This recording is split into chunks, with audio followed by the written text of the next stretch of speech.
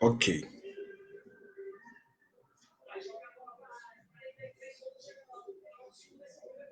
Olá, pessoal. Estamos iniciando mais um papo intitulado Conversa com a BAPS, diálogos, ou melhor dizendo. Estamos iniciando mais um diálogo com a BAPS, agradecendo pela participação de todos vocês, companheiros e companheiras assistentes sociais e demais profissionais. Queremos aproveitar hoje para fazer uma saudação especial aos profissionais da assistência social na área da socioeducação, os companheiros e companheiras socioeducadores e socioeducadoras que têm uma importância fundamental no trabalho de construção de uma sociedade também não discriminativa, inclusiva, e todo o nosso respeito a esses profissionais que tanto colaboram com a ressocialização de jovens, principalmente nos momentos mais críticos para os jovens e para as suas famílias. Então, todos vocês, companheiros e companheiras assistentes profissionais da socioeducação, socioeducadores, socioeducadoras, o nosso apreço e o nosso abraço, e queremos agradecer também pela participação de vocês nesse mais um diálogo com a BAPS. E iniciando por esses profissionais da socioeducação, né, de maneira especial os socioeducadores e socioeducadoras, alertar quanto a importância que o tema hoje a gente vai falar sobre as eleições 2020, as eleições municipais, quando estaremos elegendo os prefeitos e vereadores do nosso local de pertencimento, da nossa cidade, né, do nosso município. Então, portanto, esses eleitos têm muito a contribuir com a vida cotidiana de todos nós, e se não forem bem escolhidos, eles também podem atrapalhar a nossa vida, fazendo uma gestão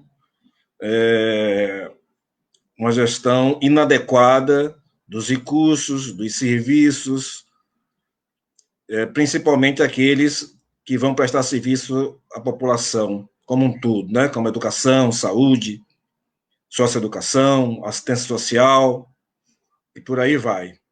Então, aos nossos companheiros e companheiras socioeducadores, extensivamente aos assistentes sociais e todos os profissionais, né, toda a população, o nosso alerta com relação à eleição, à escolha de prefeitos e vereadores, que a gente tem que se atentar para aqueles que têm posições contrárias. Não deveremos engrossar esse caldo daqueles que, por exemplo, né, estiveram contra, fizeram contra os avanços na assistência social, aqueles que estão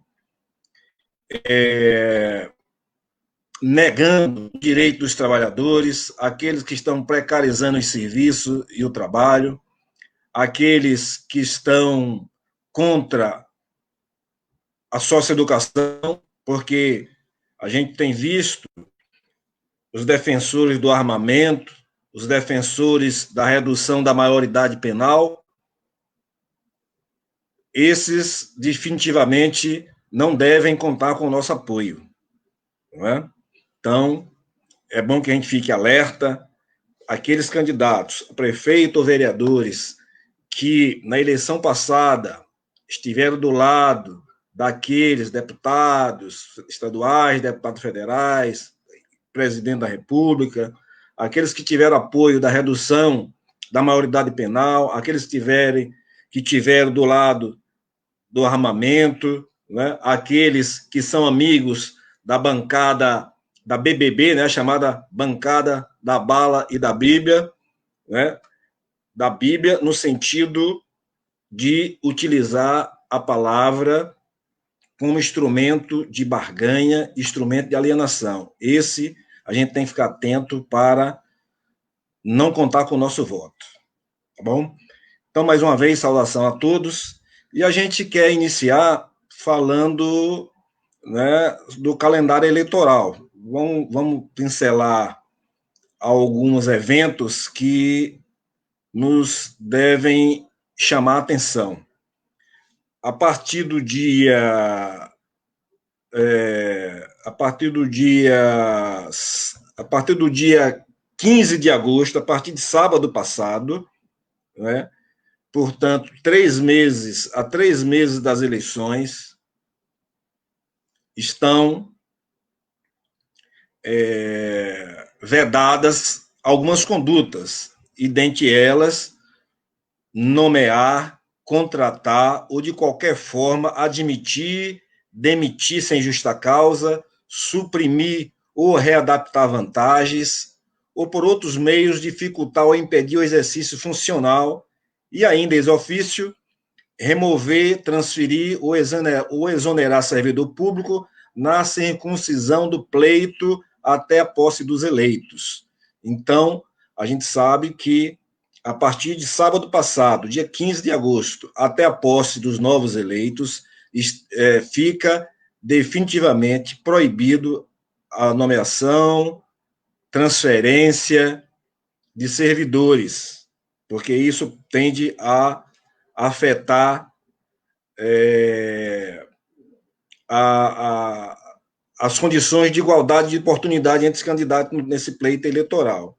Então, as nomeações só serão possíveis daqueles cujos concursos públicos foram homologados até dia 15 de agosto.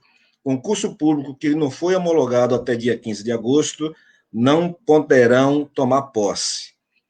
Tem algumas exceções com relação ao momento que a gente está vivendo da pandemia. E aí tem algumas exceções que seria interessante que os assistentes sociais, por exemplo, e aqueles envolvidos diretamente na disputa eleitoral, tomem ciência do calendário eleitoral que foi modificado de acordo com os novos prazos, né? Que a eleição que seria no primeiro domingo de agosto será agora as eleições que seriam no primeiro domingo de outubro foram transferidas para 15 de novembro. Então, é bom a gente tomar ciência disso. E outra observação interessante é com relação às propagandas eleitorais, né? Tanto para aqueles que serão candidatos, como nós temos alguns companheiros e companheiras assistentes sociais, né, que estão pretendentes, que já são pré-candidatos, tanto aqueles apoiadores, né, de candidatos a vereadores ou a prefeito. Então, fiquem atentos, porque a propaganda eleitoral ela só será permitida a partir do dia 27 de setembro. Então, fazer propaganda eleitoral antes do dia 27 de setembro, isso por qualquer meio, né? Televisão, rádio, panfleto, internet, né? Então, fiquemos atentos que só será permitida a propaganda eleitoral a partir do dia 27 de setembro. Fazer isso antes incorre em crime eleitoral denominado de propaganda extemporânea e está sujeito a pagar multa. Portanto, é bom não arriscar. Tá bom? Vamos ao segundo ponto. Nós temos a proposta hoje aqui de fazer uma discussão do debate eleitoral à luz do nosso Código de Ética. Né? O nosso Código de Ética é como se fosse, ou realmente é, o nosso manual de observação e participação da vida política, né? Não está restrito, o nosso Código de Ética não está restrito ao exercício profissional. Então, nós temos princípios e valores, e esses compromissos devem se pautar na nossa praxis diária, né? No nosso fazer profissional, no nosso relacionamento com usuários e com a sociedade como um todo. Então, nós vamos fazer esse pequeno debate do momento eleitoral que já estamos vivendo, à luz do nosso código de ética, fundamentalmente com relação aos nossos princípios fundamentais. Então, é um debate sobre as eleições de 2020 à luz dos princípios fundamentais do nosso código de ética. E, iniciando, nós temos que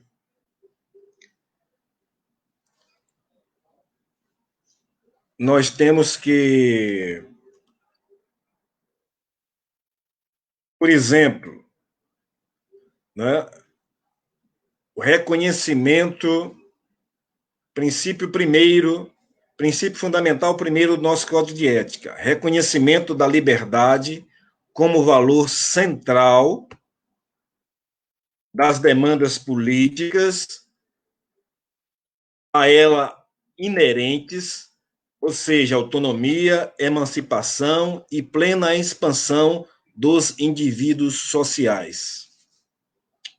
Como isso se traduz na nossa prática, contextualizando ao momento eleitoral, contextualizando as eleições de prefeitos e vereadores agora em 15 de novembro. Não é? À luz desse princípio, nós não podemos, não devemos apoiar nenhum candidato que, por exemplo,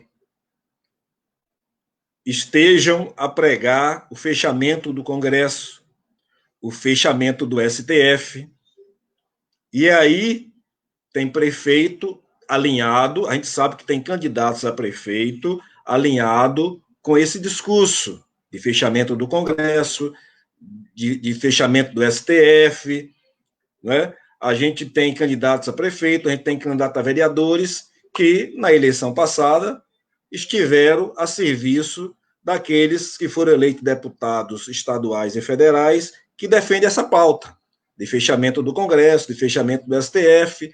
Então, a gente, à luz desse princípio do nosso Código de Ética, a gente pode apoiar um candidato desse, a gente pode fazer campanha para um candidato desse. No mínimo, nós estamos ferindo o nosso Código de Ética, no mínimo. Então, e para aqueles assistentes sociais ou aquelas assistentes sociais que são candidatos, também vale a gente questionar, ou se questionar, sobre o pertencimento a grupos ou a partido que defende essa pauta. Não é condizente com o nosso código de ética você está do lado, você está em um partido ou num grupo que apoie essa pauta de fechamento do Congresso, do fechamento do STF, que a gente já sabe, a gente já viu esse filme, né? Quem não presenciou por questão de idade, a gente sabe através da história, né? Então, é o primeiro ponto. O segundo princípio fundamental, a defesa intransigente dos direitos humanos e recusa do arbítrio e do autoritarismo. Outro importante princípio fundamental que rege a nossa profissão. Então, diante disso, como é que a gente pode apoiar um candidato? Como é que a gente pode ser, inclusive, candidato do lado de um grupo, de uma agremiação partidária, que fere esse princípio fundamental da nossa profissão? É contra os direitos humanos. A gente ouve muito no senso comum se dizer que direito, ou daqueles mal intencionados, que direitos humanos é direito de bandido. Não é? A gente sabe que não procede. Então, é outro princípio fundamental que a gente tem que estar bastante atento, porque aqueles que negam direitos humanos, aquelas agremiações que a gente está vendo no Congresso, trabalhar no sentido contrário aos direitos humanos, a gente não pode engrossar, porque às vezes a gente elege um vereador que a gente conhece, né? Tem um bom relacionamento, mas ele pode estar num partido que lá no Congresso está defendendo essa pauta. Né? E o que é que o vereador tem a ver com isso? O que é que o prefeito tem a ver com isso?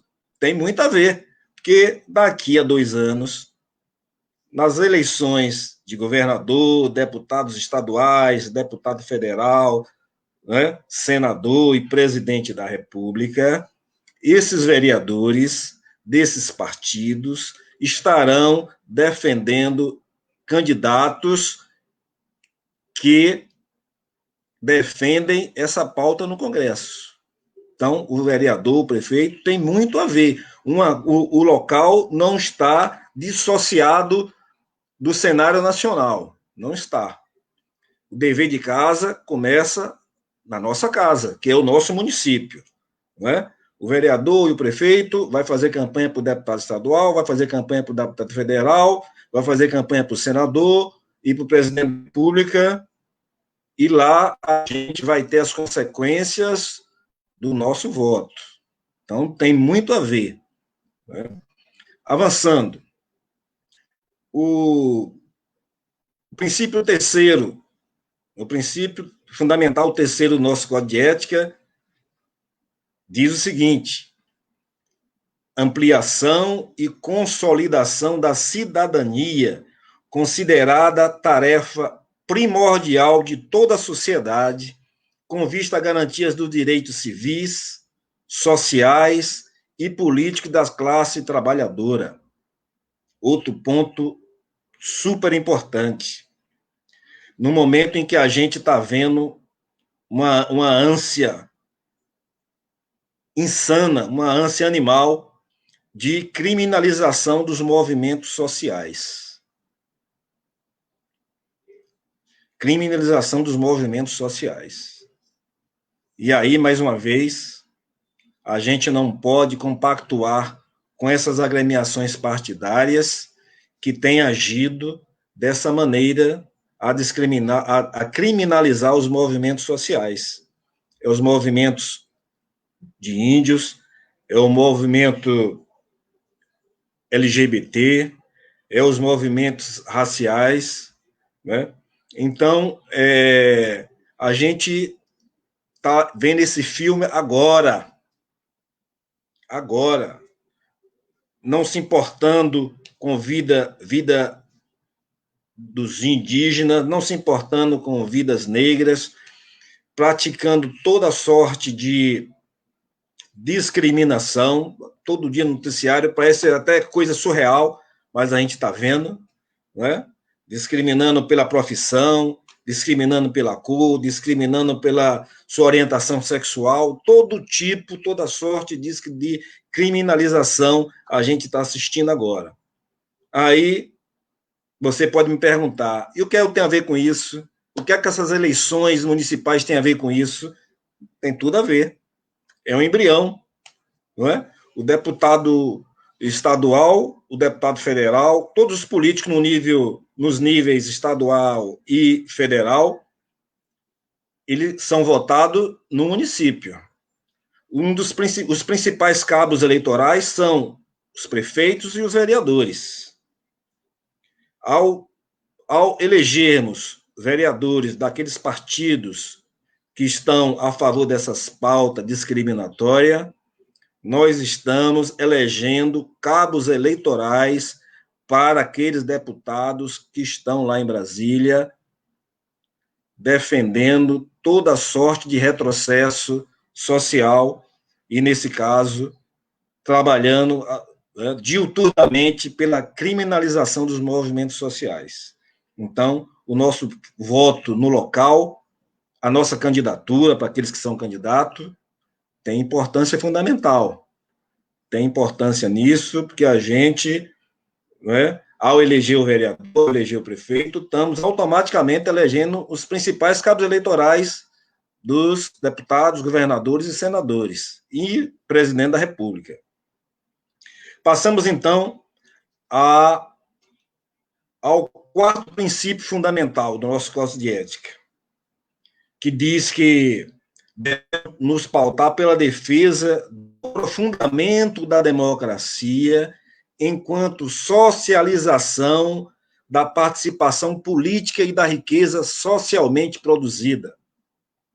Mais uma vez, cabe a gente contextualizar, né, esse princípio com o que a gente está presenciando nos dias correntes.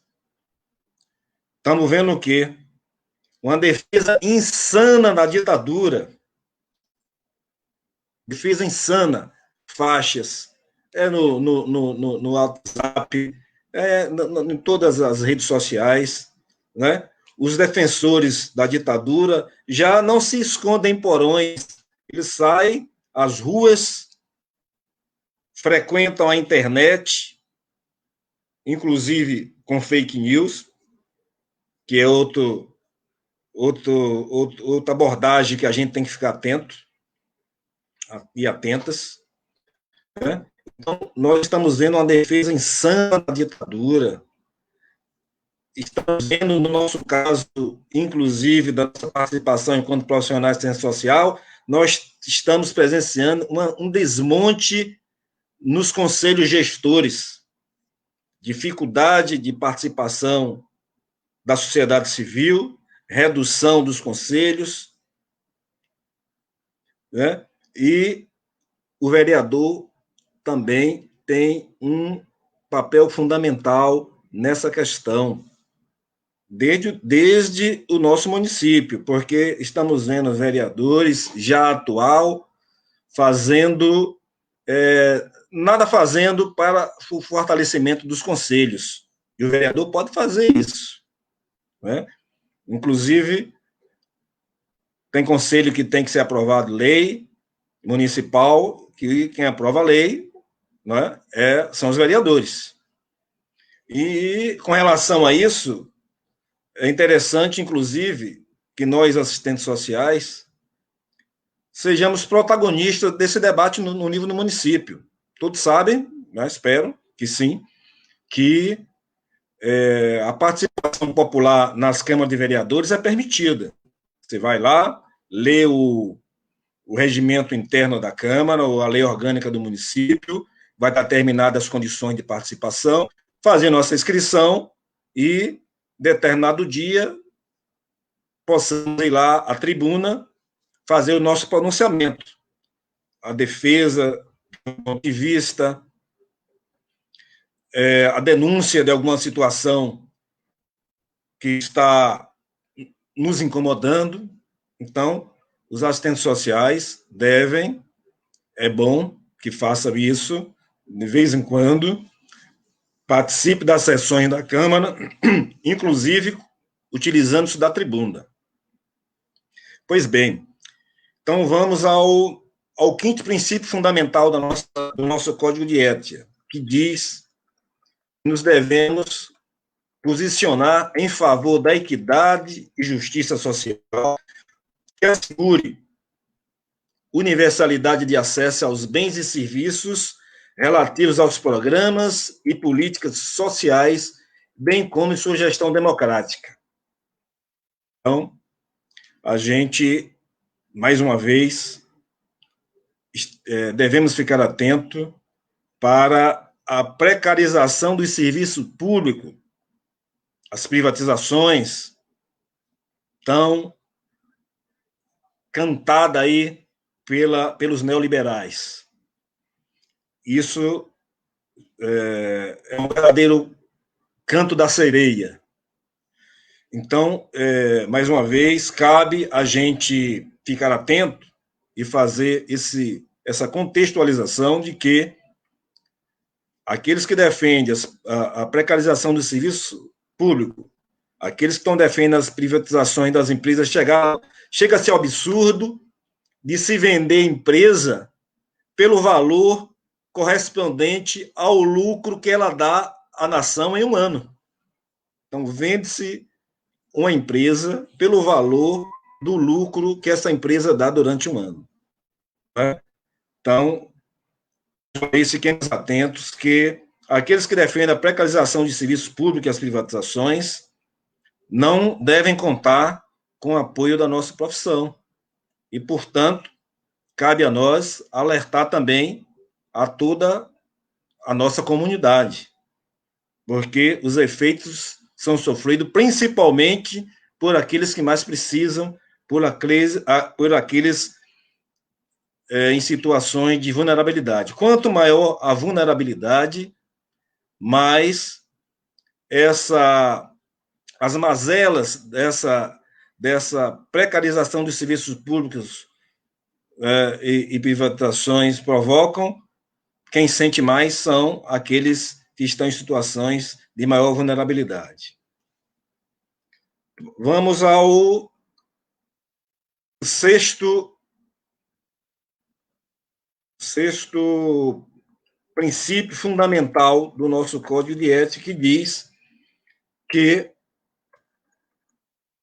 devemos nos empenhar na eliminação de todas as formas de preconceito, incentivando o respeito à diversidade, a participação de grupos socialmente determinados e a discussão da diferença. Outra coisa, né, é outro horror que a gente está vivenciando nesses dias. Né? A gente está vendo racismo e discriminação de toda parte, de gênero, de etnia, de religiosidade, né? Todo tipo. É racismo, é discriminação contra LGBT, contra índio, contra negros, contra mulheres, contra profissionais, todo tipo, toda mazela de discriminação a gente está vendo. E, mais uma vez, nos cabe contextualizar. O que é que a eleição de vereador, o que é que essa eleição de 2020 tem a ver? Tem a ver porque estaremos elegendo vereadores e prefeitos que se tornarão os principais cabos eleitorais daqueles que defendem essa pauta, aqueles que estão agindo dessa maneira, com toda forma de racismo e discriminação. Basta a gente dar uma olhadinha qual for o seu prefeito, ou aquele candidato a prefeito agora nas próximas eleições, aquele candidato a vereador, nas eleições passadas, defendeu que candidato a deputado, defendeu aquele deputado que está lá engrossando esse caldo do racismo e da discriminação. Logo, esse candidato não pode ter o nosso apoio, pois ele está na maré contrária ao que determina, ao que nos ensina o nosso Código de Ética. Nosso sétimo princípio, garantia do pluralismo através do respeito às correntes profissionais democráticas e suas expressões teóricas e compromisso com constante aprimoramento intelectual. Mais uma vez, cabe nos recordar o que nós temos visto diuturnamente aí, aqueles políticos defendendo a extinção da universidade pública e gratuita de qualidade, aqueles que apoiam a extinção daqueles programas de intercâmbio científico e cultural, aqueles que apoiam o fechamento das linhas de financiamento da pesquisa e da extensão, e às vezes a gente se coloca como se essa eleição de 2020, como essas eleições municipais, estivesse distante desse debate, e não está bem perto. Mais uma vez, enfatizo, os prefeitos e vereadores que serão eleitos agora nas eleições de 15 de novembro, são os principais cabos eleitorais daqueles que vão estar no Congresso Nacional. Então, fiquemos atentos e atentas.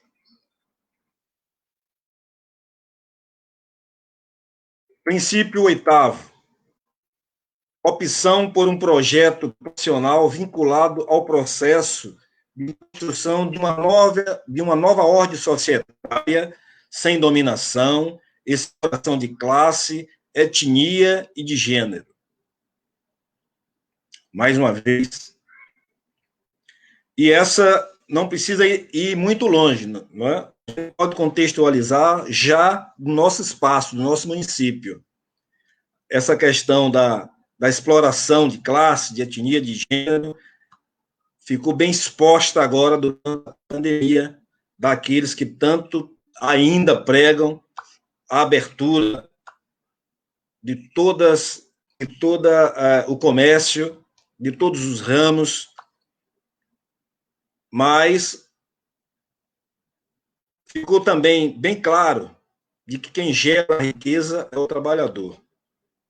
Então, a exploração, a gente quer, quando a gente assistiu e assiste ainda a defesa de abertura do comércio, de volta ao trabalho, isso quer dizer que o trabalhador que gera riqueza não tem o devido respeito, a devida atenção de se precaver do vírus, da pandemia, e ficar sujeito a pegar ônibus e transportes apertadíssimos e contrair os vírus e levar para dentro de casa para os seus familiares, pais, mães, avós, filhos. Isso aí não se questiona. Aqueles defensores que vão para a rua, fazer buzinaço, carreata, pedindo abertura indiscriminada do comércio, jamais, eu mesmo não vi nenhuma faixa defendendo um transporte de qualidade ou colocando transporte à disposição do trabalhador para ir buscar e levar em casa. Então, é uma dominação e exploração de classe explícita e exposta vergonhosamente.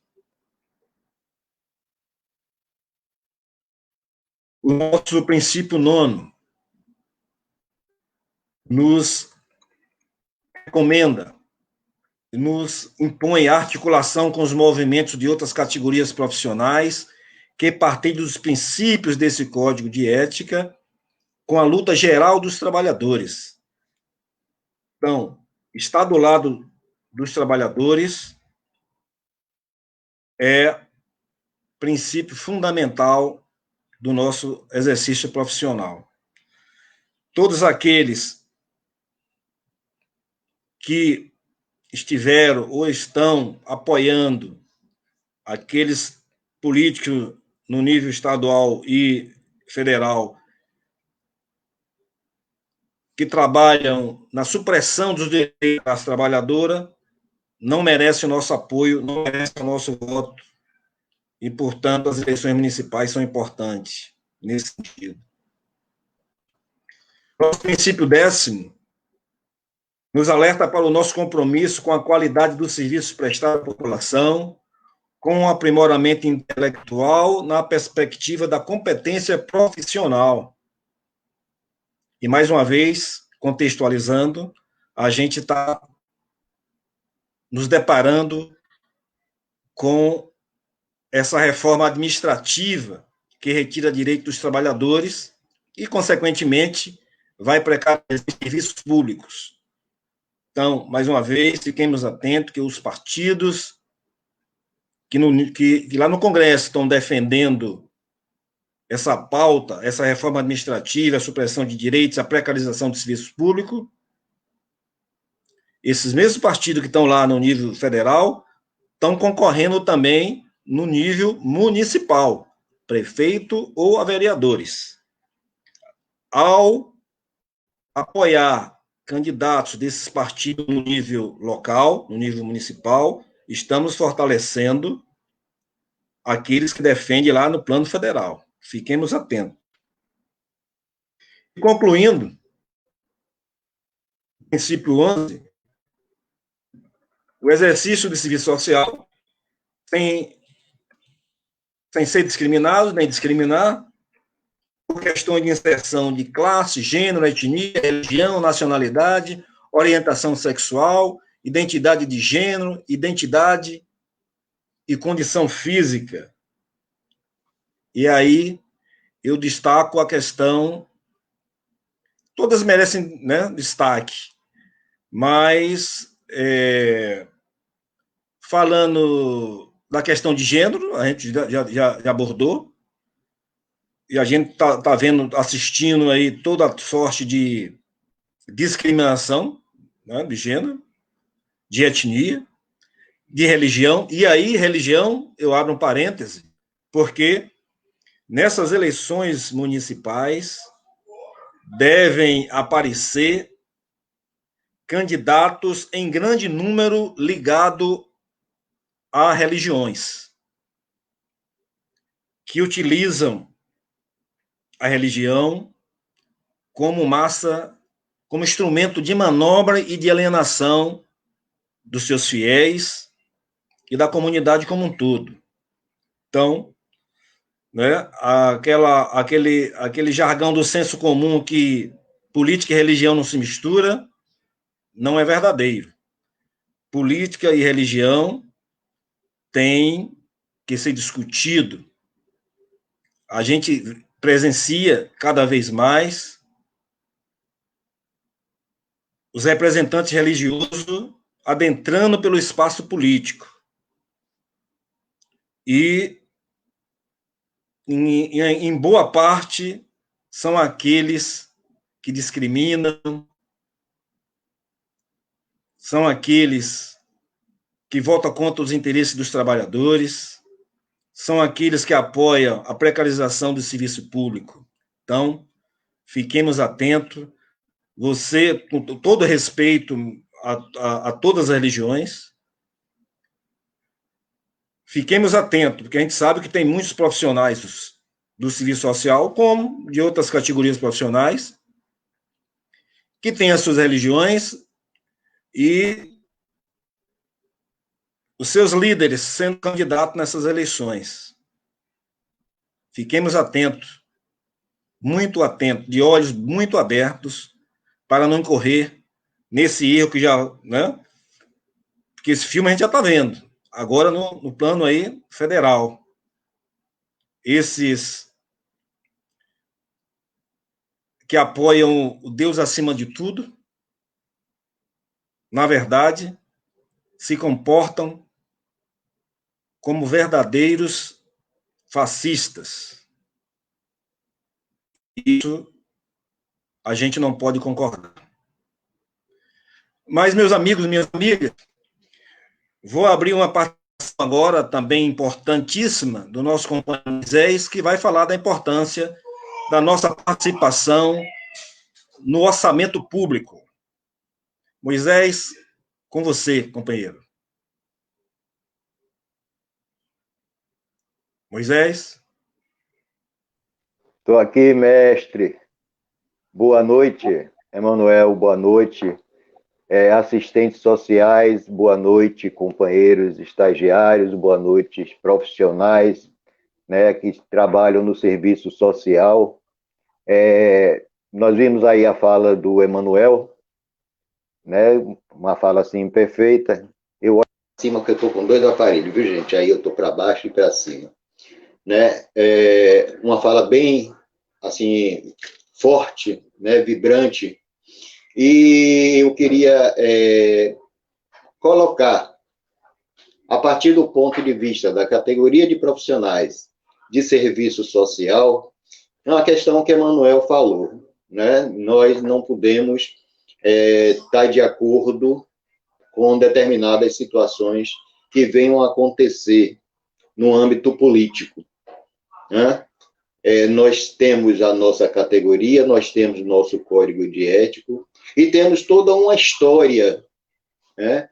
A categoria, a função, o serviço social, ele tem toda uma história nesse decorrer desses anos, né? E para que nós possamos ter o entendimento e também dar o entendimento, porque nós somos o quê? Nós somos garantidores de direitos, né? Nós somos orientadores do cidadão. Claro que não podemos indicar, vote em fulano, vote em Beltrano, vote em Cicrano. A partir do momento que nós temos um código de ética a seguir. Beleza, perfeito. Mas, muitas vezes, nós nos questionamos. Uma coisa que Emanuel também falou, a participação popular, né, junto à Câmara de Vereadores. Nós não vemos, né, o ser comum, vamos embora colocar assim, o ser comum participar de uma tribuna em uma Câmara de Vereadores. Nós não encontramos isso, nós não vemos isso. E estou falando isso para antecipar a minha verdadeira fala, né? Porque eu estou aqui propondo em discutir a questão do orçamento público. Né? Como é que o assistente social está participando desse orçamento público? Vamos colocar assim, secretarias municipais de assistência social. Tem um assistente social que é o gestor da pasta, que é o secretário. Muitas vezes nem é assistente social. Mas tem a pessoa na pasta que é assistente social. Temos os coordenadores de CRAS, temos os coordenadores de CRES, que são assistentes sociais. E existe, nós sabemos disso, existe um orçamento. Existe um orçamento para a movimentação da política de assistência social em âmbito nacional, em âmbito estadual e em âmbito municipal. E está sendo qual a nossa participação em respeito à discussão desse orçamento? Nós participamos desse orçamento? Aos colegas que estão assistindo, né, esse nosso diálogo com a BAPES, dificilmente, eu já passei por muitos municípios, já visitei, né? Já fiz consultoria em muitos municípios, e eu não vejo a participação do gestor da pasta, o secretário, participando da discussão do orçamento público junto ao gestor maior, o prefeito. O prefeito diz, vai fazer mesmo, e não se tem uma discussão. Passa por necessidades, assim como nessa pandemia. Nessa pandemia, estão acontecendo ações que a gente está verificando, está vendo, estão acontecendo ações que realmente não deveriam estar. Por quê? A política de assistência não está sendo consultada em determinadas situações, que faria parte do nosso trabalho, tá? Que está dentro do nosso código de ética. Nós deveríamos estar participando de algumas discussões, né, a respeito das ações que estão sendo realizadas junto ao combate ao Covid-19. E nós não estamos presenciando. Todos nós sabemos quem é gestor, quem trabalha na política de assistência, né, quem está dentro da assistência, quem assiste até televisão, jornal, está dizendo aí, né, que o governo, o governo maior, o governo federal, União, né, ele tem um repasse a fazer aos estados, ele tem um repasse a fazer aos municípios. E esse repasse não chegou nem à metade do que estava previsto. E por que acontece isso? Porque nós, sociedade, não estou falando nem como a BAPES, eu estou falando como cidadão de direito, né? Não estou sabendo e não estou vendo a execução desses recursos. Infelizmente, né? Nós vemos construções de hospitais de campanha, nós vemos o sofrimento, porque é sofrimento, dos profissionais de saúde expostos a um vírus porque não tem equipamento de segurança, e assim acontece com os profissionais do serviço social que também estão trabalhando, não só pela rede SUS, assim também como pela rede SUAS. Porque os CRAs não pararam, os CREAs não pararam, e não podem, não devem. Temos o assistente social que trabalha no hospital. Gente, existe recursos para isso. Existe recurso para essa demanda. O orçamento público está aí e nós precisamos ter conhecimento. Não só a categoria de assistentes sociais, mas o cidadão, a pessoa, o ser, né? Aquela pessoa de direito, ele tem que ter conhecimento desse orçamento. Ah, não é chato, é complicado, eu não entendo. Simples, gente, faça seu orçamento doméstico. O que foi previsto, eu vou receber meu salário. O que está previsto para mim gastar nesse mês, X valor. O que está previsto para mim ganhar esse mês, X valor. Quanto é que eu tenho que gastar, quanto é que vai sobrar desse valor, X valor. É simples, é uma conta doméstica. Complica-se por conta da burocracia orçamentária, perfeito, tem que ter. Porque já tem o que tem, né? Já tem os desvios, né? Já tem as não execuções, já tem as falcatruas, e nós não acompanhamos isso. Lembro bem de um município que o prefeito até hoje, já são 4 anos, já está saindo do mandato, e diz que o prefeito anterior deixou uma dívida de 300 mil reais, né, para que ele pagasse. Não existe. Porque existe um instrumento chamado plano plurianual. Esse instrumento, plano plurianual, o gestor que está entrando, ele está recebendo um orçamento que foi feito pelo gestor que está saindo. Porque acontece o que o plano plurianual? Você faz ele por 4 anos. Você recebe do gestor que está saindo, que ele já fez a sua execução, deixou para você o que você tem que executar, seja em forma de empenho, né? Seja em forma de restos a pagar. Então, ele já deixou lá o que você tem que executar, e você, entrando como gestor novo no seu primeiro ano de mandato, você também vai fazer o seu plano plurianual. Por 4 anos. Você vai executar os seus 3 e vai deixar o 4º para o próximo que vai entrar. Então, eu não consigo entender como é que o gestor chega e diz, porque o gestor anterior deixou uma dívida de 300 mil reais. Isso já estava previsto.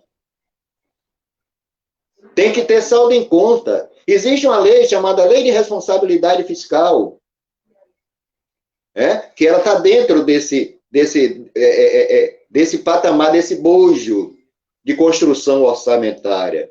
Existe a Lei Orçamentária Anual, né, que é mais um instrumento, né? Lei de Diretrizes Orçamentárias, que é mais um instrumento. Agora, muito difícil nós discutirmos isso, certo? Não somos economistas, né? Não somos contadores, somos assistentes sociais.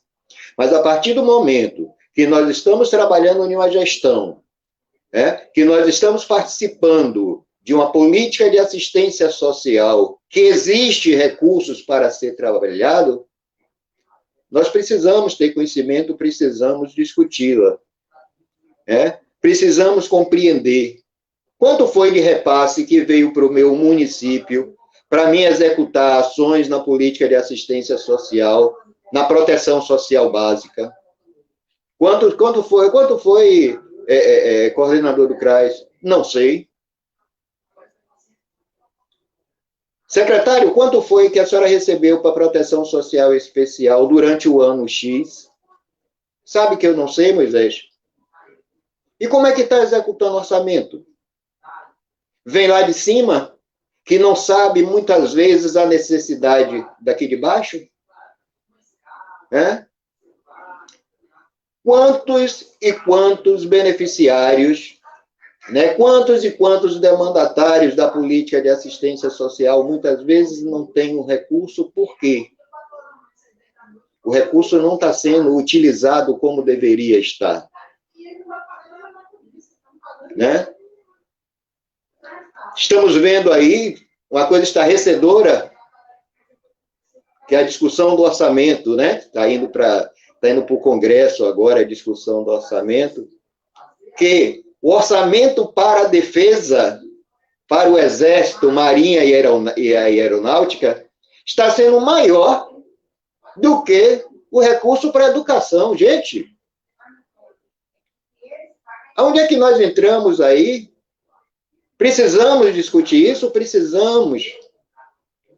Né? Precisamos ter encontro da sociedade organizada para discutirmos a respeito disso?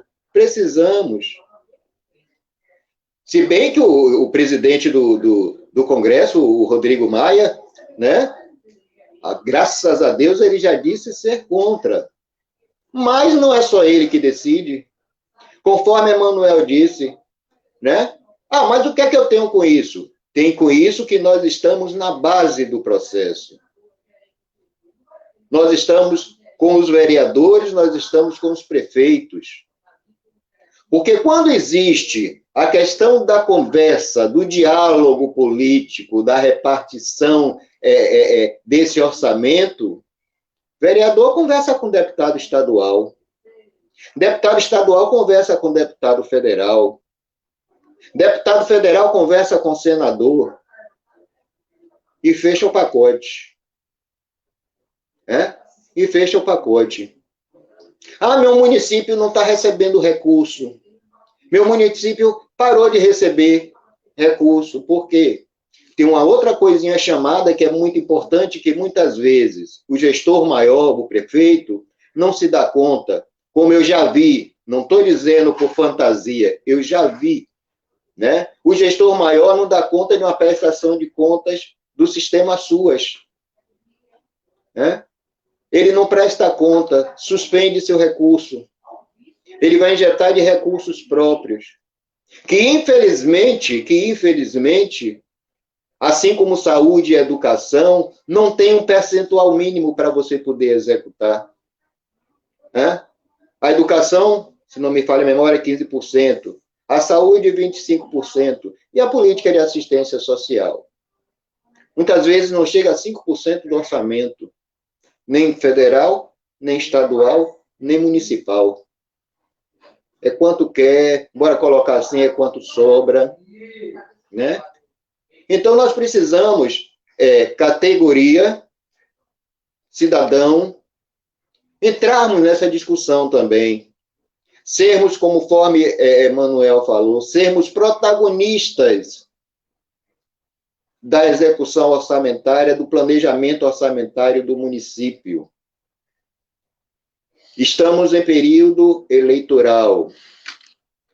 Emanuel também, na fala dele, ele colocou essa posição, né? Não vamos indicar, olha, vote em fulano de tal.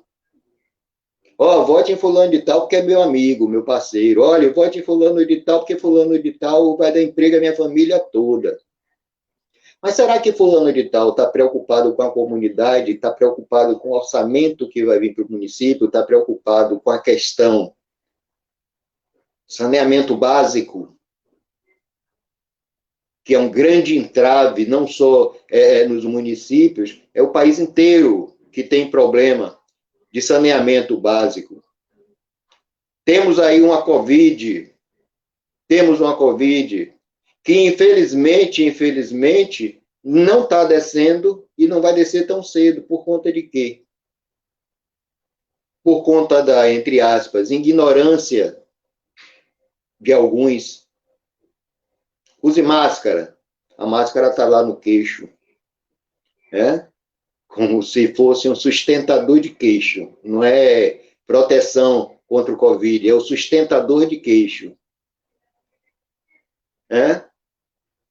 E nós precisamos trabalhar, nós estamos aqui para isso, para trabalhar, para poder dar esse entendimento à sociedade. dar esse entendimento aos mais vulneráveis. Eles não entendem? Precisamos explicar. Meu orçamento, prefeito, meu orçamento, eu sou a gestora da pasta. Meu orçamento, quando está lá dentro do planejamento orçamentário, eu tenho um nomezinho lá, Secretaria de Assistência Social. Eu tenho o meu recurso lá, que é repassado diretamente do governo federal na situação fundo a fundo. Então, eu estou recebendo lá recurso para o CRAS, recurso para o CRES. Gente, recurso para o programa Bolsa Família e Cadastro Único. Eu conheço um município que só de acumulado na conta tem 12 milhões de reais, sem ser executado. Está com recurso suspenso por falta de execução orçamentária. Será que não precisa desse recurso? Nós temos município que, para proteção social básica, né, tem 2, 3, 4 milhões sem executar. E o trabalho, né, precarizado, porque isso é para apoio, esse recurso é para apoio à gestão também. O trabalho precarizado, né, os assistentes sociais mal remunerados, porque ainda bem, graças a Deus, se não me falha, foi em 2012, abriu-se esse recurso também para pagar, para remunerar, né, o técnico que trabalha aí no CRAS e no CREAS. Anteriormente, você só poderia executar 60%, né, com gasto com pessoal. Abriu-se as portas e agora você pode executar até 100% com pessoal. E muitos gestores até não sabem disso. Né? Eu posso executar 100% com pessoal dentro do recurso fundo a fundo, desde quando não prejudique as ações, serviços e programas que estão vinculados àquele recurso. Né? Aí o prefeito pensa em comprar carro, que o carro não é utilizado muitas vezes pela política de assistência. O técnico precisa fazer uma visita, cadê o carro? Ah, está na saúde. Cadê o carro? Ah, está na prefeitura. Cadê o carro? Está na educação.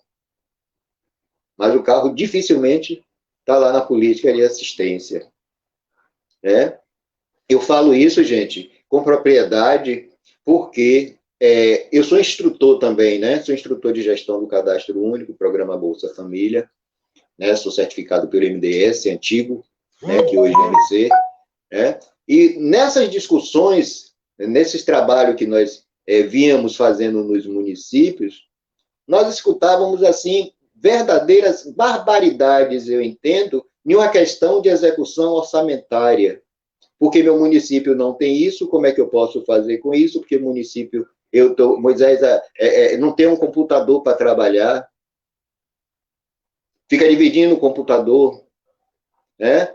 Moisés, a gente não tem internet, posso gastar esse dinheiro do IGD com a internet? Gente, isso é o mínimo do mínimo.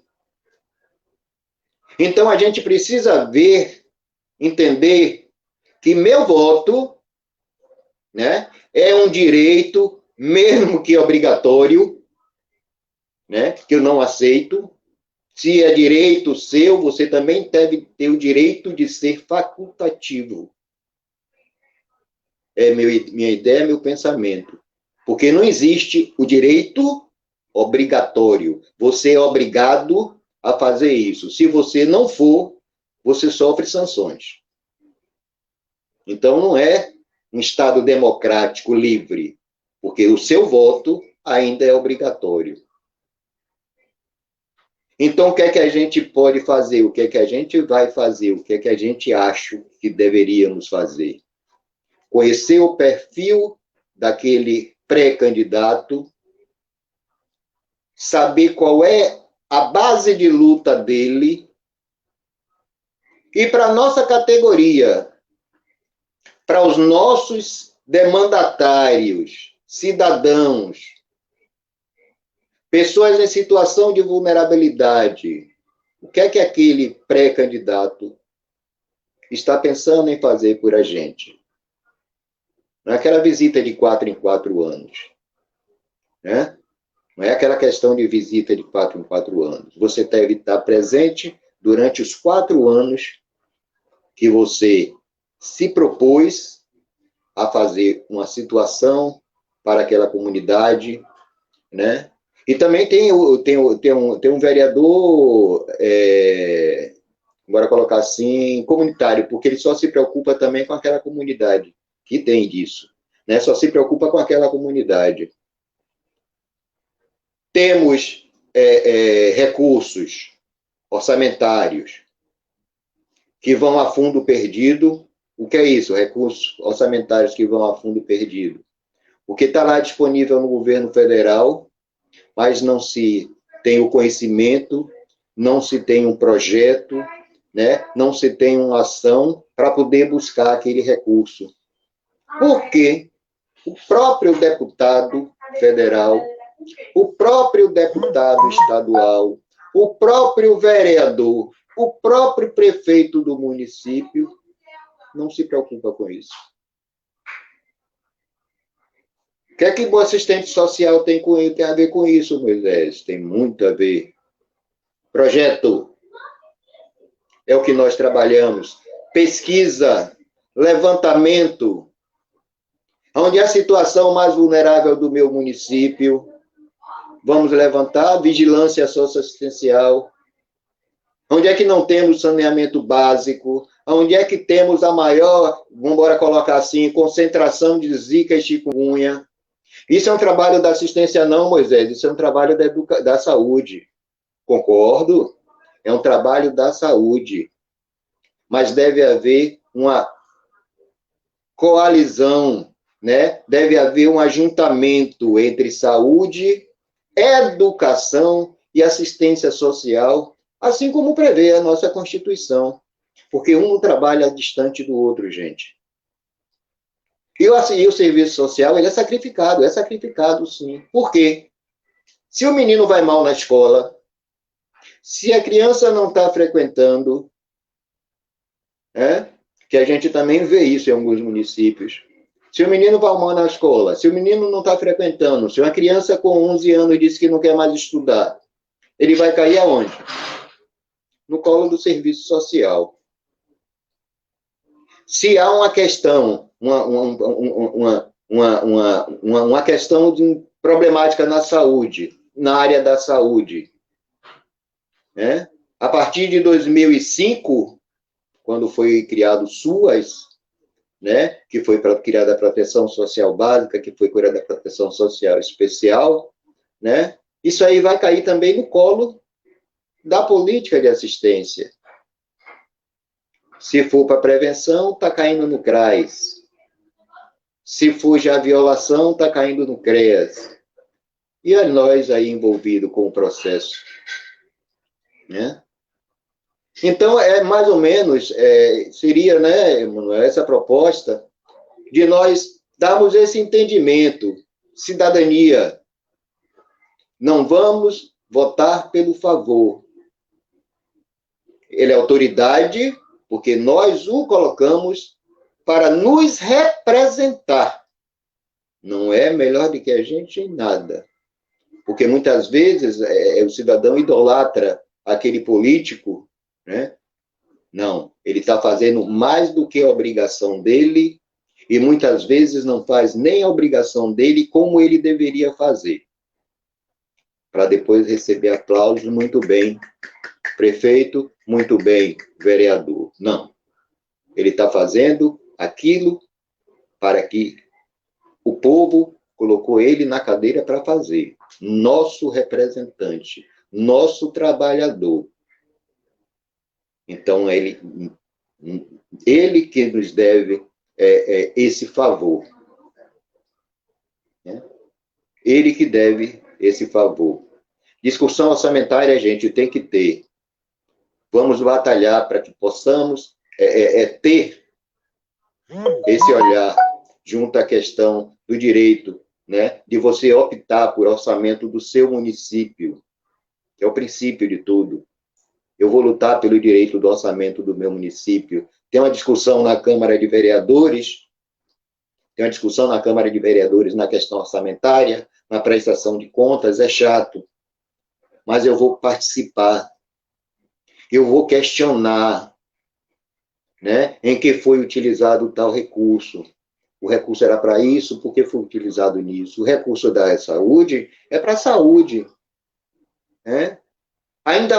Pronto, melhor, ainda vemos assim prefeitos direcionando órteses, próteses para a assistência social, para ser executado com recursos do SUAS. E o gestor não diz não, acata. E depois vem as consequências, né? Bom, mano, eu acho que é basicamente isso, tá? Preocupado, nós estamos, né? Mudança de governo, mudança de vereadores, mudança de prefeitos. Aqui está tendo agora colocação, uma manifestação, diga não a vereador em mandato, porque nós vemos, né, temos vereadores aí que têm 5, 4, 3 mandatos, e pela comunidade nada fez e consegue se eleger ainda. Então, temos que ter essa preocupação, temos que ter esse cuidado, enquanto cidadãos, pensarmos bem em quem estamos votando, enquanto entidade representativa, né, temos um entendimento de quem vamos bater na porta, que nós vamos bater na porta de muita gente, eu tenho certeza disso, né? Por quê? Porque estamos lutando por uma categoria, estamos lutando pela nossa classe, né, de assistentes sociais, de trabalhadores do serviço social. Então, a partir de Moisés, cidadão, né, Moisés tem o pensamento, Moisés, diretor administrativo da ABAPES, Moisés também tem o pensamento. Está aberto a toda a audição. Esquerda, direita, centro-esquerda, centro-direita, né? Porque nós somos uma entidade. Mas enquanto Moisés é esquerdista, Moisés é de direita, Moisés é de esquerda, Moisés é de centro-esquerda, isso aí já é um problema pessoal, tá? Então, é mais ou menos isso. Doutor Emanuel Messias. Porque se deixar, Pois bicho, bem, eu passo a noite toda falando aí, viu? Obrigado.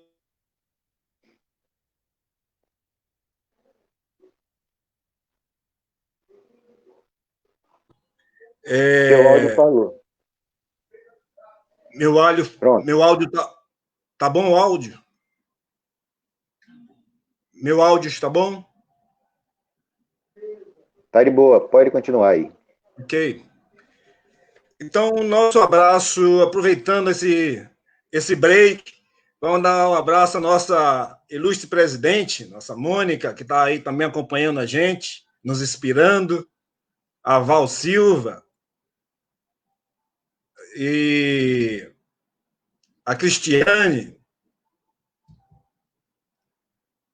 a Selma, e todos vocês, não é? Rogério, todos vocês aí que estão acompanhando a gente, a Ângela, Pessico, valiosa companheira, obrigado também. É o seguinte, a nossa proposta desse diálogo com a BAPES é de a gente não avançar no tempo, né? A gente controlar sempre em torno de 1 hora, a gente já está 1h10 no ar. Então, a gente já vai se aproximando aqui para a conclusão de mais esse diálogo com a BAPES, de mais um diálogo com a BAPES, cujo tema de hoje é assistentes sociais presentes no debate eleitoral 2020, quando elegeremos os nossos representantes municipais, prefeitos e vereadores. E aqui cabe uma atenção, né, o que a gente já falou antes, só recordando e reenfatizando com relação à participação e essa interface aí de religião e política, não é? Tão oportuno esse debate nos dias de hoje. Então, a gente tem que ficar atento por que prega a religião e o comportamento daquele político que está representando, não é? Aquele político está na representação. Então, se aquele candidato local do município, seja prefeito ou vereador, ficamos atentos se é daqueles que estão do lado ou na agremiação partidária ou do lado daqueles que estão no cenário nacional defendendo a tortura, as armas, agressão à natureza, negação da ciência, discriminação, homofobia, intolerância religiosa, né, contra os movimentos sociais, contra os índios e a favor da precarização dos serviços públicos. A gente tem que ficar bem atento, porque, mais uma vez, o vereador e o prefeito que será eleito nessas eleições de 15 de novembro serão os principais cabos eleitorais daqueles que estarão no Congresso legislando a nosso favor ou contra a gente. Então, fiquemos bem atentos.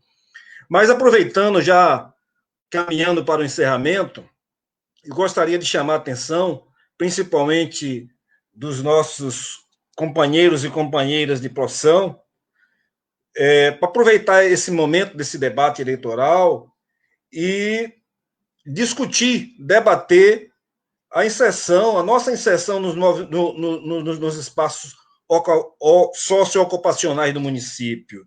E, para isso, nós temos uma questão já, né, bastante debatida, que continua em debate. Alguns municípios já avançaram, outros nem iniciaram o debate, que é com relação à inserção da assistência social na educação. O momento oportuno para que a gente converse com todos os candidatos a vereadores e a prefeito, para debater essa questão nos seus palanques eleitorais, quer seja pela internet, né, nas redes sociais, quer seja em reuniões comunitárias, para ele colocar o compromisso de aprovação de uma lei que garanta a inserção dos assistentes sociais e psicólogos também na educação, além da contribuição profissional para melhorar a qualidade da educação, nós estaremos também ampliando o nosso campo de atuação. Então, é fundamental que a gente vá na Câmara, converse com os candidatos e consiga que eles se compromissem em defender essa bandeira da inserção dos assistentes sociais na educação, do concurso público para aqueles profissionais tão precarizados nos equipamentos da assistência social, né, nos CRAs e CREAS. É fundamental esse debate. E aí eu proponho, e gostaria, né, e eu tenho certeza até que a presidente há de concordar, que naqueles municípios em que os assistentes sociais tiverem dificuldades de abrir esse debate na Câmara ou com os candidatos, pode entrar em contato com a BAPES através do telefone de algum dos nossos diretores, do WhatsApp, dos nossos grupos, ou por nosso e-mail, que está passando, né, na nossa tela aí. E o nosso e-mail tem também lá na nossa página, no Facebook. Esses profissionais de serviço social entram em contato com a BAPES. A BAPES pode redigir um documento para encaminhar para que vocês possam apresentar na Câmara de Vereadores e também uma cópia aos candidatos para que eles criem esse compromisso de defender a inserção do serviço social, do assistente social na educação e da realização de concurso para os profissionais, as equipes profissionais dos equipamentos de assistência social dos CRAs e CREAS. Então, entre em contato com a BAPS, que nós iremos elaborar o documento de acordo com cada realidade e encaminharemos para as respectivas câmaras de vereadores e para os profissionais também possam compartilhar isso com os vários candidatos a vereadores que a gente sabe que têm compromisso com os avanços da sociedade. No mais, o tema é bastante instigador, dá para a gente fazer aqui horas e horas de debate, mas nesse espírito da gente não cansar, né, 1 hora, nós estamos 1h15, eu acho que o formato é ideal. Então, a todos vocês, meu muito obrigado, o nosso apreço, fiquem com Deus e um beijo no coração. Boa noite a todos e a todas. Até a próxima, até o próximo diálogo com a BAPS.